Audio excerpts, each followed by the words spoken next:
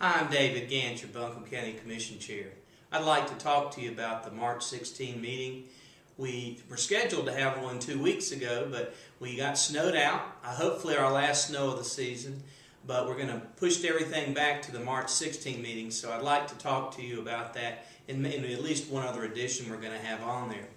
First of all, we're going to hear from the Mountain Mobility folks about their loans and their funding. Mountain Mobility is a program that takes care of low income and poor people that need to get around, to go to doctors, to go to appointments, to go places. It's a great program. There's federal money that we are stewards of that basically goes toward helping people be mobile, and that's certainly a worthy thing. We're looking forward to that report. We're also going to get a report from our Asheville Airport. I happen to serve on that authority, and I have knowledge of it, and the airport has certainly been a subject of a lot of media coverage, both for trips that have been taken as well as the budget. I guess the trips reasonable minds could differ on. We did make a policy with the airport board that basically will prevent some of the problems we've had before and some of the questions. We're going to do everything very upfront and openly, so I don't think there'll be any question about what's going on with the travel of the airport board members and airport board staff. Equally important, there were some allegations that the airport budget was somehow amiss and there were some problems with it. This is absolutely not the case. There were some accounting changes that came up. There basically were some grants that were that were basically in the budget because we thought we were going to apply for them. But when we decided not to apply for those grants, they had to be taken out, of course, because the money wasn't there. There's also some other minor accounting questions that I think Mr. Blyweiss, who's the director of the airport, will tell us about at the March 16 meeting. It's kind of a non-issue. Immediately after the allegations were made, Mr. Blyweiss properly came to the county manager and the city manager and told them what the deal was. And neither had any problem with it, nor I think anybody who hears the presentation. Certainly the authority board had no problem once they understood what was going on. In a nutshell, just to cover it a little bit more in depth, basically what's going on is we were going to make a grant, an application for an FAA grant on the runway. The runway is always a big issue with airports.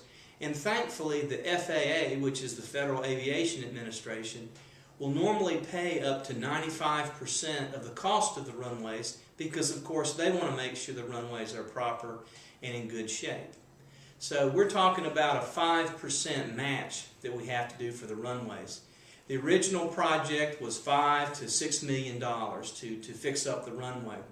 Well, we did a long-range study and we found that we really need to do a parallel runway and taxiway around it. So instead of just doing a real small part of it, we decided to pull the application back and do the whole thing at a later time once we got further along and had some indication from the FAA that they would pay for this much bigger project. We will be hearing from the animal control folks about some changes we're going to do to our ordinance. We have a good ordinance now. We have the public and we have animal control working together to make sure that we both get dangerous animals and lost animals off into the shelter, into a place that's safe, as well as give people a right to get their pets back if there's some mistake or if there's something they need to do to correct the situation that led to them being picked up. We have a board that hears these appeals, and the board was having problems getting quorums and folks, a majority of their members there. And so we're going to change the board composition slightly to have some government folks in there as well as the public. I would never want to have a board with all government folks. I think if anything you want to err on the side of the public.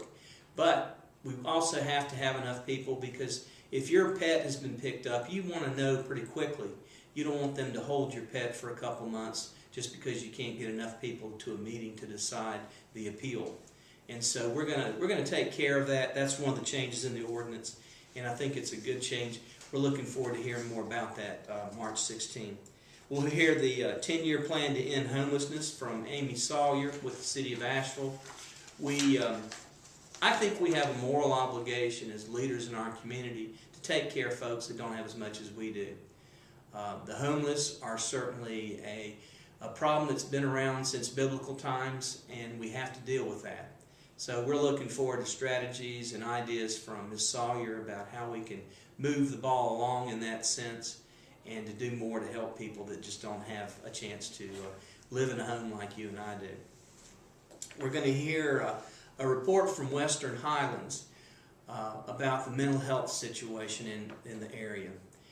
Several years ago, North Carolina changed the rules. We had Blue Ridge Mental Health, and they were basically a monopoly. Small offices didn't happen. The funding crisis hit, and so we're concerned about that because the worst thing we can do, particularly since we have all the members on our board want to take care of people that don't have what we have, both in homes and in mental health capabilities. We've got to take care of them, and there's been a problem. We're going to ask some tough questions tonight to make sure we're doing all we can. The system's broken, and we need to do our part to try to fix it. Thankfully, Buncombe County has done much, much better than just about anywhere else in the country, in the state, after this breakup of the monopoly. But there's a lot of problems. We're definitely have to keep an eye on that, so we're looking forward to that report. We'll also have some board appointments. Probably all of them are important, but the Riverfront Development Commission is a new board that we're getting started. The idea here is that just like the downtown 25 years ago needed a kickstart to get going, and the Downtown Commission was appointed out of that, the Riverfront needs that. It's not going to be a regulatory board, it's more of an advisory board. But the great thing about the board is it's set up and proposed is that half of the membership have to either have land ownership on the river or business ownership on the river. So you're going to have folks that have some skin in the game, so to speak, to use some slang. They have something to lose and something to gain by this. So we think there's going to be some great participation. We've got some good candidates, and we'll have to pick among them. And one of the commissioners will be appointed also because we think it's something that we want to be directly involved in from our board. On the consent agenda, most of these are not controversial. I don't think any of these will be moved up. It's mainly budget amendments and things that are not controversial. So that's what we're looking for on our March 16th meeting.